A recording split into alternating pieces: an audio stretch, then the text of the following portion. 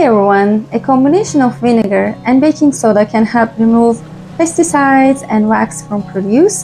The acidic acid in vinegar reacts with baking soda, releasing carbon dioxide that helps clean and disinfect your fruits and vegetables. Water ionizers can also assist by producing alkaline and acidic water, which have similar disinfecting properties and produces some minerals from water.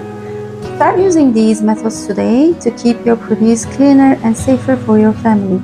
Thanks for watching, and I hope to see you next time.